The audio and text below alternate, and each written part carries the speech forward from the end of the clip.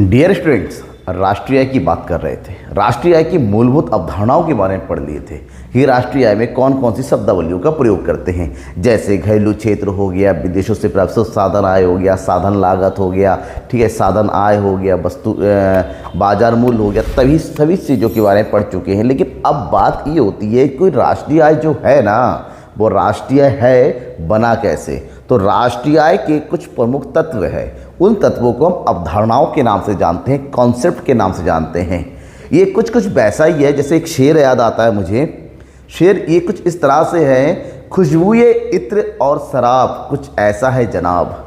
खुशबुए इत्र और शराब कुछ ऐसा है जनाब, एक से महक जाते हैं और एक से बहक जाते हैं। मतलब इत्र और शराब का एग्जाम्पल क्यों दिया? हमने मूलभूत शब्दावलियों के बारे में पढ़ लिया। वो इत्र है जो हमारे राष्ट्रीय आय को क्या एक्सप्लेन करेगा।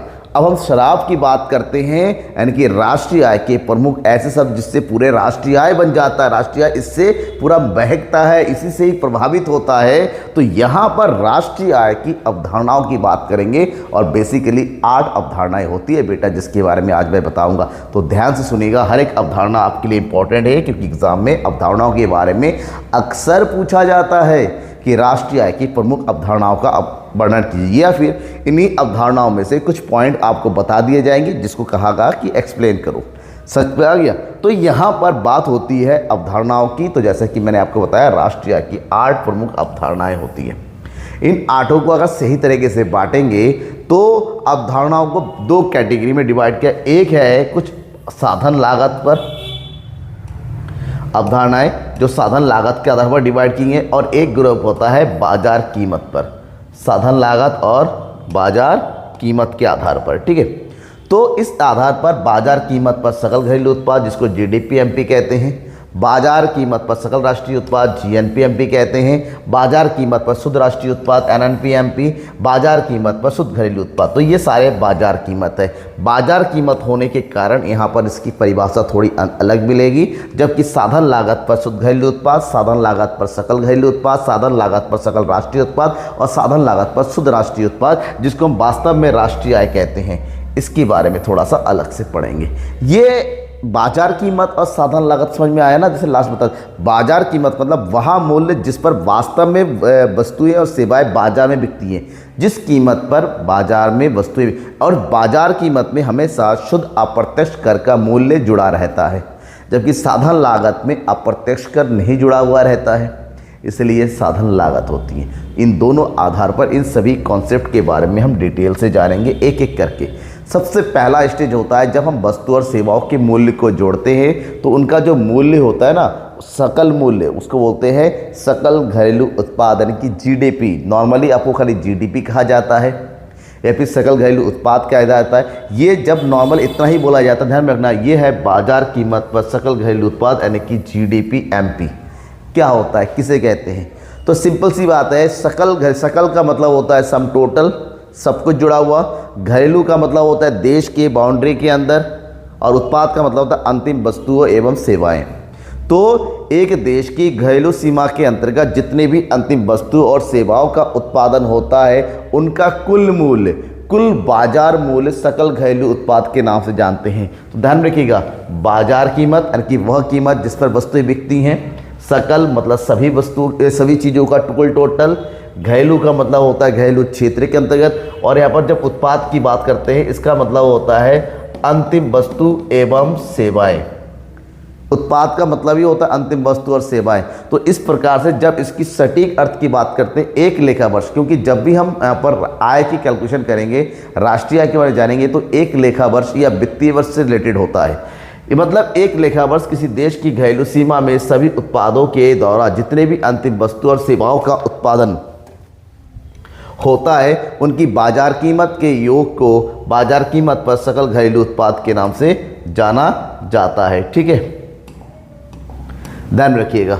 तो मैंने क्या कहा कि वह मूल्य जो वास्तव में देश की घरेलू सीमा है, इसके अंतर्गत जितने भी नागरिक रहते हैं, वो नागरिक जितने भी अंतिम वस्तुओं और सेवाओं का उत्पादन करते हैं, इन के बाजार मूल्य के मार्केट प्राइस का जो टोटल होता है उसको हम सकल घरेलू, और ये सबसे इंपॉर्टेंट है क्योंकि किसी भी कंट्री में जीडीपी ही वो वर्ड है जो उस कंट्री के वास्तविक वृद्धि की, वास्तविक विकास के बारे में बताता है। नॉर्मली आपने कहा जीडीपी ग्रोथ रेट, जीडीपी ही मेन है, इसलिए राष्ट्रीय आय तक पहुंचने के लिए सबसे पहला पॉइंट हमें जीडीपी के बारे में अच्छे से समझना होगा, जो उस देश के वास्तविक घरेलू सीमा के अंतर्गत उत्पादित वस्तु और सेवाओं के वास्तविक मूल्य के बारे में बताता है। इस प्रकार अगर हमसे पूछा गया है कि जीडीपी के विशेषताओं को बताए तो उसकी कुछ प्रमुख विशेषता है। जैसे नंबर 1, इसमें केवल देश की घरेलू सीमाओं में उत्पादित वस्तु और सेवाओं को ही शामिल किया जाता है। मतलब इसके अंतर्गत जो देश की घरेलू सीमा है, जो आर्थिक सीमा है, उसके अंतर्गत विदेशों से जो आया उसके मूल्य को शामिल नहीं करते हैं।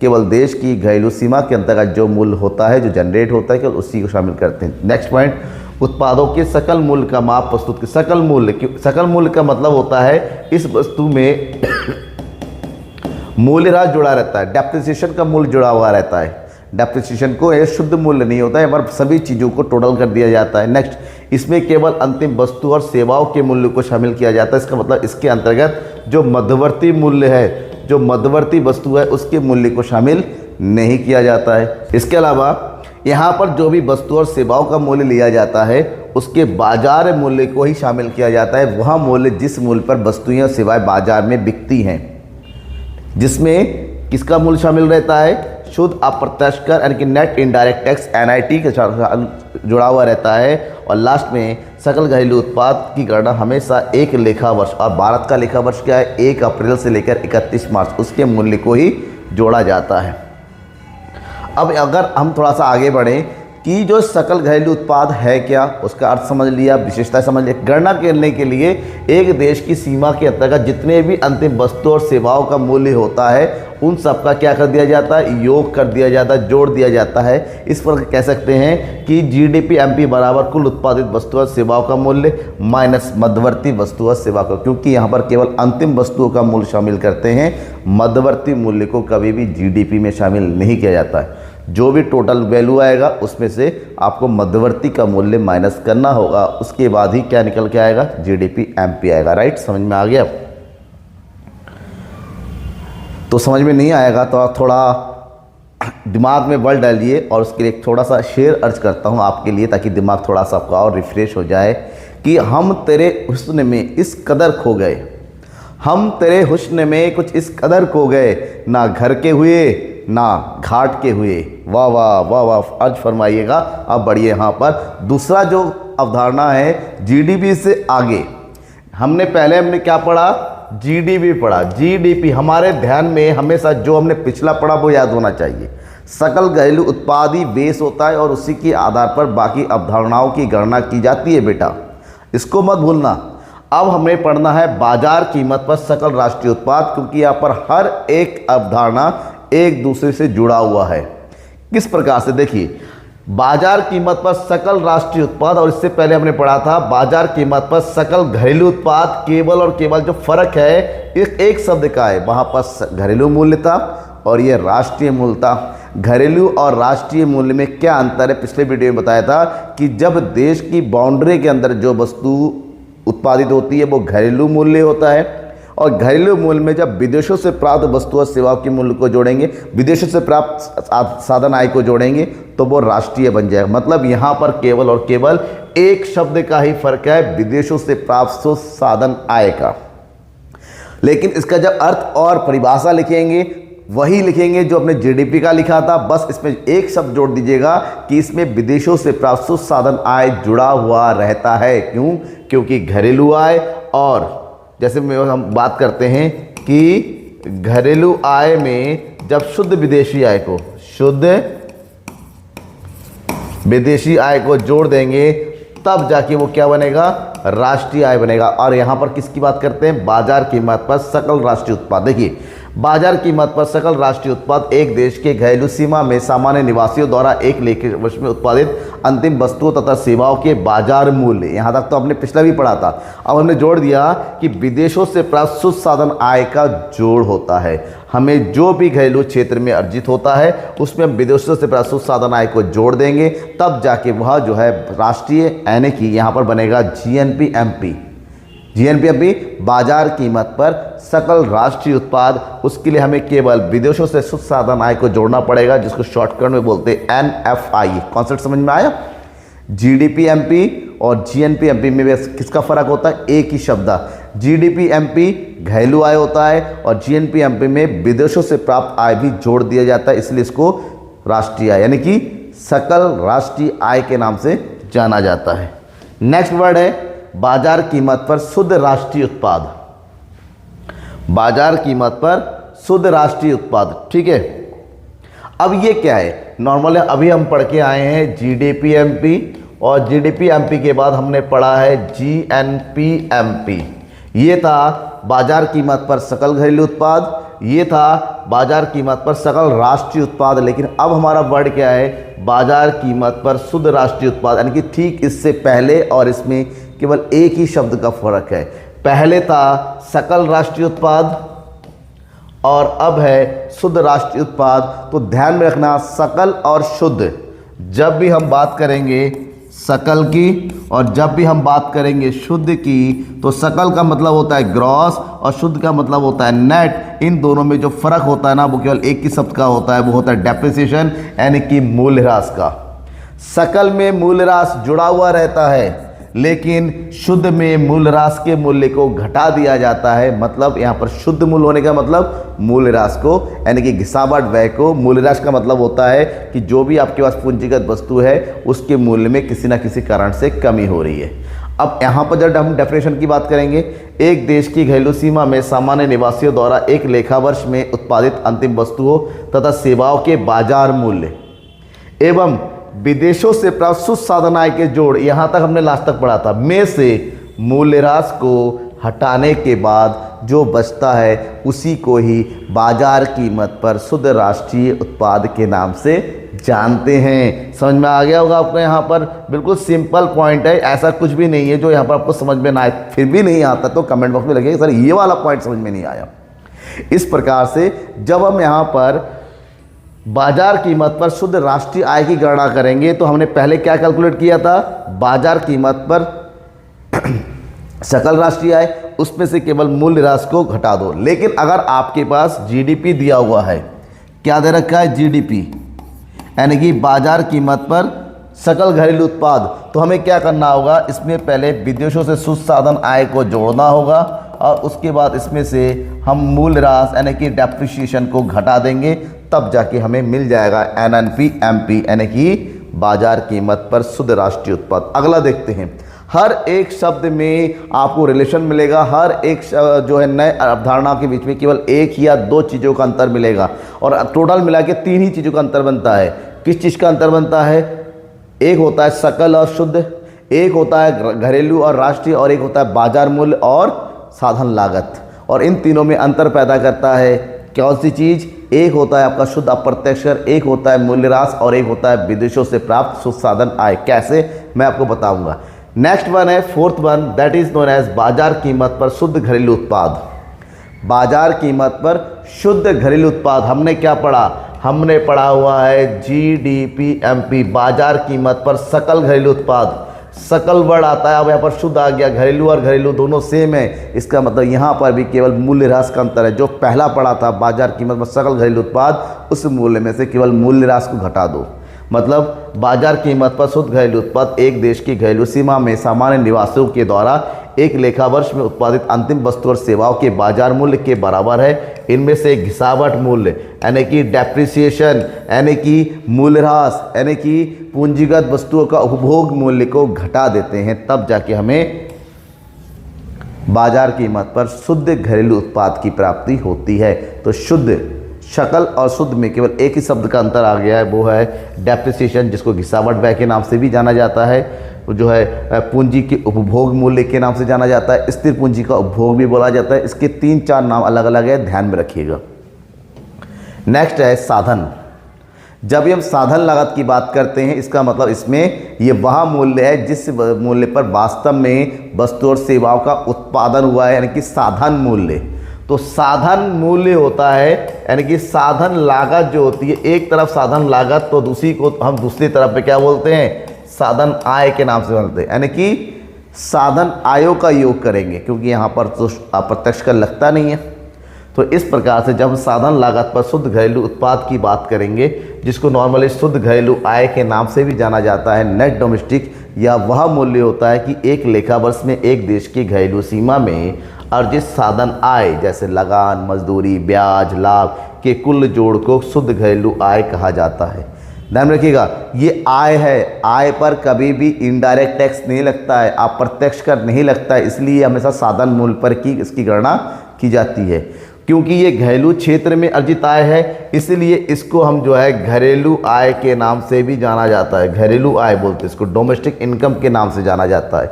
और जिसके लिए सभी प्रकार के साधन आयों को आपस में क्या कर दिया जाता है, जोड़ दिया जाता है, लगान, मजदूरी, ब्याज, लाभ। अब अगर हमारे पास पहले वाला टर्म दे रखा होता है, क्या अंतर है, बाजार कीमत पर शुद्ध घरेलू उत्पाद दिया हुआ है, तो बाजार कीमत पर शुद्ध घरेलू उत्पाद दे रखा है, तो बाजार कीमत में से शुद्ध अप्रत्यक्ष कर को घटा दो, तब जाके हमें घरेलू आय की प्राप्ति। जब भी घरेलू आय की बात कर रहा है, NDPFC ही होता है, यानी कि साधन लागत पर शुद्ध घरेलू उत्पाद। इसके ठीक बाद नेक्स्ट आता है साधन लागत पर शुद्ध सकल घरेलू उत्पाद। पहले के 4 का अलग से होता है, उसके बाद वाला 4, उसके बाद हमारा डिपेंड करता है किसके ऊपर, NDPFC, साधन लागत पर शुद्ध घरेलू उत्पाद। तो यहाँ पर क्या अंतर है, साधन लागत पर सकल घरेलू उत्पाद। तो ये था आपका शुद्ध और ये है सकल।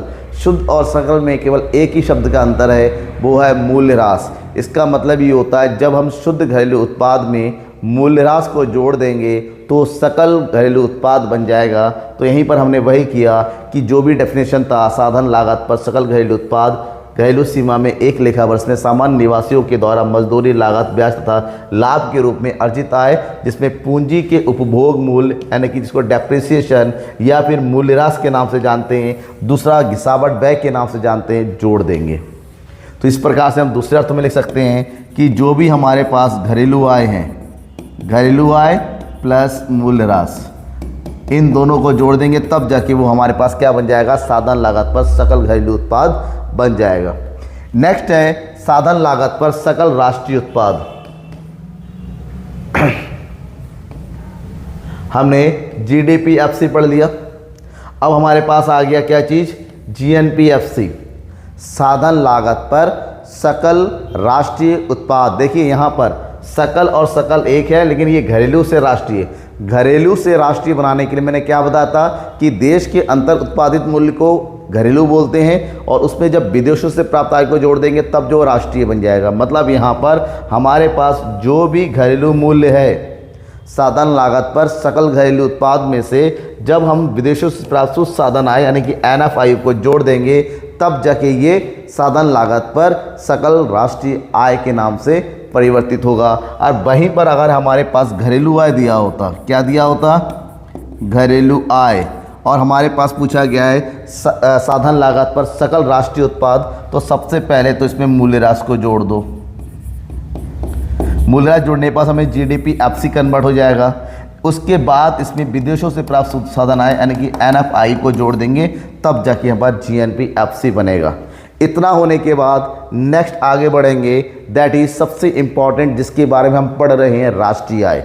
साधन लागत पर शुद्ध राष्ट्रीय उत्पाद, जिसको वास्तव में राष्ट्रीय आय के नाम से जानते हैं, और यही हमारा है नेशनल इनकम, जिसके बारे में अब तक पढ़ रहे हैं। मतलब ये सबसे लास्ट पॉइंट है और सबसे शुद्ध है, क्योंकि ये एक ऐसा मूल्य है जिसमें मूल्यह्रास शामिल नहीं होता है, जिसमें शुद्ध अप्रत्यक्ष कर शामिल नहीं होता है, जिसमें विदेशों से प्राप्त होने वाले सभी साधन आयों को शामिल किया जाता है, यानी कि शुद्ध मूल्य होता है। कहने का मतलब होता है घरेलू आय और शुद्ध विदेशी आय का टोटल ही हमारा राष्ट्रीय आय होता है। देखिए, घरेलू आय प्लस शुद्ध विदेशी आय, इन दोनों का टोटल करेंगे तब जाके राष्ट्रीय आय बनेगा। लेकिन लिखेंगे क्या, क्योंकि लिखना तो है, केवल इतने लिखने के नंबर में लिखेंगे ये किसी एक लेखा वर्ष में किसी देश की घरेलू सीमा में अर्जित कुल साधन आय, लगान, मजदूरी, ब्याज लाभ तथा विदेशों से शुद्ध साधन आय के जोड़ को, मतलब हमारे पास अगर घरेलू है एनडीपीएफसी है उसमें केवल विदेशी आय को जोड़ दो, डेप्रेशन की जरूरत नहीं है, नेट इनडायरेक्ट टैक्स की जरूरत नहीं है, हमें जो है राष्ट्रीय आय की प्राप्ति हो जाएगी। और राष्ट्रीय आय का नाम याद रखिएगा, ये होता है एनएनपीएफसी। तो ये टोटल 8 अवधारणाएं आपने पढ़ दी। इन 8 में कहीं पर भी कोई डाउट है ना तो हम हैं जनाब आपकी हर एक तकलीफ को दूर करने के लिए। अगर सीने में दर्द छुपाए बैठे हो, सीने में दर्द छुपाए बैठे हो तो अपने दर्द को बयां करो एक ऐसे शख्स के सामने जिसके लिए आपका हर एक दर्द अपना हो जाए। तो आपका हर एक तकलीफ़ मेरा हो जाएगा, लेकिन अपने तकलीफ़ को बताने की कोशिश कीजिए मेरे साथ, मतलब अपनी हर एक डाउट्स को मुझे मेरे साथ शेयर कीजिए। शेयर करने का तरीका होता है कमेंट बॉक्स, ठीक है, या फिर मेरा व्हाट्सअप नंबर तो एक एट लास्ट वीडियो के लास्ट में मैं दे ही रहा हूँ, तो आप मेरे से डायरेक्ट भी कांटेक्ट कर सकते हैं। ये तो होगी 8 अवधारणाएं, लेकिन इन 8 को अवधारणाओं को समझने के लिए एक छोटा सा ट्रिक मैंने आपको बताया है। ट्रिक समझने के लिए आपको पहला ग्रुप समझने पड़ेगा। यहाँ पर जो पहला ग्रुप बनता है, एक होता है सकल मूल्य और इसी का जोड़ीदार बनता है शुद्ध। सकल और शुद्ध ही आपस में इंटरचेंज होते हैं, सकल शुद्ध में कन्वर्ट होता है, शुद्ध सकल में होता है। सकल को बोलते हैं ग्रॉस, यहाँ से ले लिया हमने जी, शुद्ध का मतलब होता है नेट, इससे ले लिया हमने एन। दूसरा ग्रुप बनता है राष्ट्रीय एवं घरेलू, राष्ट्रीय और घरेलू। तो राष्ट्रीय का होता है एन और घरेलू को होता है डी फॉर डोमेस्टिक। और तीसरा ग्रुप हमारा बनता है जो आपस में बदलता है, एक है बाजार कीमत और एक है साधन लागत। साधन लागत को बोलते हैं फैक्टर कॉस्ट यानी कि एफसी, और बाजार कीमत को बोलते हैं मार्केट प्राइस यानी कि एमपी, और ये आपस में बदलता है। और इन तीनों को आपस में बदलने के लिए जिस चीज़ का प्रयोग होता है, यहाँ पर प्रयोग होता है मूल्यह्रास का। मूल्यह्रास को शॉर्टकट में मैं लिख रहा हूँ डेप्रिसिएशन, जिसका भी समझ में आ जाए। राष्ट्रीय और घरेलू के बीच में जो अंतर होता है वो होता है एनएफआई, विदेशों से प्राप्त शुद्ध साधन आय का। और जबकि घरेलू कीमत और बाजार कीमत और साधन लागत के बीच में जो अंतर पैदा करता है वो होता है नेट इनडायरेक्ट टैक्स। अब बात करेंगे कैसे, इसके लिए शॉर्टकट बताया गया। सबसे पहले हम बात करेंगे सकल मूल्य और शुद्ध मूल्य, G for gross, N for net. अगर आपके पास सकल मूल्य दे रखा है और आपको शुद्ध मूल्य की गणना करनी है तो सकल से शुद्ध मूल्य की गणना करने के लिए आप माइनस कर दो मूल्यह्रास को। किसको माइनस कर देंगे? मूल्यह्रास को, यानी कि डेप्रिसिएशन को माइनस कर दोगे। वहीं पर अगर शुद्ध से शकल निकालना है तो आपको प्लस कर देना होगा मूल्यह्रास को, यानी कि डेप्रिसिएशन को। ये पहला ट्रिक है, याद रखिएगा। आपको ऑटो एग्रीगेट के सारे फार्मूला याद करने की जरूरत नहीं है। आप केवल जीडीपी को पढ़ लो, आप केवल एनडीपीएफसी, आप 2 चीज़ों को पढ़ो। कौन कौन सा पढ़ो? आप केवल जीडीपी एमपी पढ़ो, यानी कि साधन बाजार कीमत पर सकल घरेलू उत्पाद, ये पहला पढ़ो। और आप पढ़ो साधन लागत पर शुद्ध घरेलू उत्पाद, यानी कि एनडीपीएफसी। इन दोनों की मीनिंग को ही पढ़ो बस, बाकी सारी मीनिंग इससे ट्रिक से बनेगी। कैसी बनेगी मैं आपको दिखाता हूँ ना अभी, बस ध्यान रखिएगा। दूसरा जो पॉइंट होता है किसका है? राष्ट्रीय और घरेलू। राष्ट्रीय यानी कि नेशनल, नेशनल का लेते हैं एन, ये हमारा पहला लेटर होता है और ये बीच का लेटर होता है, ठीक है। और दूसरा होता है डोमेस्टिक, मतलब घरेलू। राष्ट्रीय और घरेलू, इन दोनों में जो अंतर होता है वो होता है एनएफआई, विदेशों से प्राप्त शुद्ध साधन आय। तो राष्ट्रीय आय को घरेलू आय में कन्वर्ट करने के लिए विदेशों से शुद्ध साधन आय को माइनस कर दो, और उसी का उल्टा घरेलू से राष्ट्रीय बनाने के लिए विदेशों से प्राप्त शुद्ध साधन आय को क्या कर दो? आप जोड़ दो। इतना हो गया। इतना होने के बाद हम तीसरे ट्रिक में आते हैं, ठीक है। तीसरा ट्रिक क्या है? बाजार कीमत और साधन लागत। तो एक तरफ रखते हैं बाजार कीमत को, ये है तीसरा, और दूसरी तरफ रखते हैं साधन लागत को। बाजार कीमत और साधन लागत में जो अंतर होता है ना वो किसका होता है? एनआईटी। एनआईटी को का पूरा नाम होता है शुद्ध अप्रत्यक्ष कर, और शुद्ध अप्रत्यक्ष का फार्मूला होता है प्रत्यक्ष कर माइनस सब्सिडी, ठीक है। तो यहाँ पर बाजार कीमत को अगर साधन लागत में कन्वर्ट करना है तो माइनस कर देंगे एनआईटी को, शुद्ध अप्रत्यक्ष कर को। वहीं पर साधन लागत से जो है मार्केट प्राइस यानी कि बाजार कीमत में कन्वर्ट करना है तो प्लस कर देंगे एनआईटी। अब ये होता कैसे है, फार्मूला अप्लाई कैसे करेंगे इसको भी बता देते हैं। मान लीजिए दिया हुआ आपको क्या है कि गणना कीजिए, NDPFC की गणना कीजिए, और आपके पास दे रखा है GDP-MP वैल्यू दे रखा है, और आपसे कहा गया है कि GDP-MP को NDPFC में बदलिए। कैसे बदलेंगे? जो चीज़ हमें चाहिए उसको हमेशा कहाँ लिखते हैं? राइट हैंड में लिखते हैं। तो ये हो गया आपका NDPFC, ये हमें चाहिए। ठीक है, हमें क्या चाहिए? हमें चाहिए NDPFC, और हमें दिया क्या है? हमें दिया हुआ है GDP-MP, ये दिया हुआ है। आप ट्रिक याद कीजिए, मैंने ट्रिक क्या बताया था? पहला है G और N, पहले को पहले से चेक किया जाता है। G for gross, N for net. G को नेट में बदलना है तो माइनस कर देंगे हम मूल्यह्रास को, डेप्रिसिएशन को। थोड़ा इंग्लिश में बता रहा हूँ, याद रहेगा शॉर्टकट में। डेप्रिसिएशन की मूल्यह्रास को माइनस कर देंगे। देखिए D और D दोनों सेम है, जब लेटर सेम होता है तो हमें कोई कुछ नहीं करना है। P और C हमेशा सेम ही होता है, यहाँ पर कोई दिक्कत। लेकिन मार्केट प्राइस और फैक्टर कॉस्ट बदल गए। मार्केट प्राइस को फैक्टर कॉस्ट यानी कि बाजार मूल्य को साधन लागत में कन्वर्ट करना है तो हमें माइनस कर देना होगा शुद्ध अप्रत्यक्ष कर को। ये देखिए फार्मूला ऑटोमेटिक बन गया। तो आपको केवल वो 3 चीज़ें याद रखनी है जो मैंने अभी बताया, और ऑटोमेटिक फार्मूला बन जाएगा। और इससे रिलेटेड न्यूमेरिकल क्वेश्चन भी होते हैं, वो मैं आपको नेक्स्ट वीडियो में बताऊंगा। लेकिन एक ही वीडियो में सब कुछ बता दिया ना तो दिमाग भैया स्वाहा हो जाएगा, सब गायब हो जाएगा। तो पहले आज ये पढ़ लीजिए थ्योरी, और कल के लेक्चर में मैं आपको इसके न्यूमेरिकल किस तरह से सॉल्व होते हैं, अवधारणाओं से रिलेटेड वो बताएंगे। उसके बाद राष्ट्रीय आय की गणना कैसे करते हैं वो बाद में बताएंगे। पहले एक पॉइंट क्लियर कर लेंगे, ठीक है। तो किसी भी तरह का अब तक कोई डाउट है अवधारणाओं में, ट्रिक में, फार्मूला बनाने में, तो ज़रूर पूछिएगा। ये रहा मेरा पूरा का पूरा क्या प्रोफाइल, जिसके थ्रू आप मुझे फॉलो कर सकते हैं। सब्सक्राइब कर लीजिए, लाइक कर लीजिए, और व्हाट्सअप के थ्रू ये है, सोशल मीडिया का ऐप, सब कुछ आपके सामने है। मैं कुछ भी जो है छुपा के नहीं रखता, सब आपके लिए पढ़ा रहा हूँ। मेरे पास व्यू नहीं आते हैं, लगातार वीडियो बनाता चला जाता हूँ, ताकि एक बच्चा तो देख रहा है ना, एक बच्चा तो पढ़ रहा है, तो उसको तो फ़ायदा होना चाहिए। जो मुझ पर डिपेंड है, एक बच्चा ही देखता रहेगा, उसके लिए मैं लगातार वीडियो बनाता रहूँगा जब तक कि आपका पूरा एग्जाम ओवर ना हो जाए, तब तक। Thank you and bye. Share करना मत भूलो भैया।